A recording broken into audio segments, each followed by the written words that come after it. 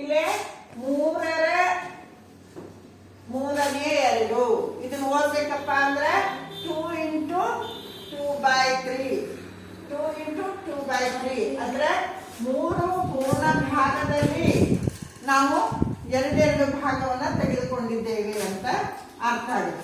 ಅದೇ ರೀತಿಯಾಗಿ ಇಲ್ಲೇ 3 ಗುಂಡ್ಲೆ 4ನೇ 1 ಅಂದ್ರೆ 3ರಲ್ಲಿ 4ನೇ 1 ಭಾಗವನ್ನು ತೆಗೆದುಕೊಂಡಿದ್ದೇವೆ. ಇಲ್ಲಿ ಪೂರ್ಣ ಭಾಗಗಳು 3 ಅದಾವ. ಅದರೊಳಗೆ ಇದ್ರೊಳಗೆ ಆಕೃತಿಯೊಳಗೆ 4 ಸಮನಾದ ಭಾಗವನ್ನು ಮಾಡಿ ಅದರೊಳಗೆ 1 ಭಾಗಕ್ಕೆ ಮಾತ್ರ ನಾವು ಬಣ್ಣ ಕೊಟ್ಟಿವಿ ಅಂತ ಅರ್ಥ. ಇವಾಗ ನಿಮಗೆ ನಾನು ಹೇಳ್ತೀನಿ, ನೀವು ಬಾಯಿ ಅನ್ಸೆಟ್ ನೀ ಬರಿಬೇಕೀಗ.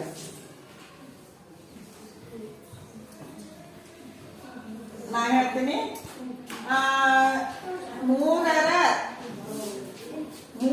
1/4 ಬರಿ. 3ರ 4ನೇ 1 ಬರ್ರಿ. ಈ ಕಡೆ ಸರಿ ಇವಾಗ ಬರ್ದಿದ್ದು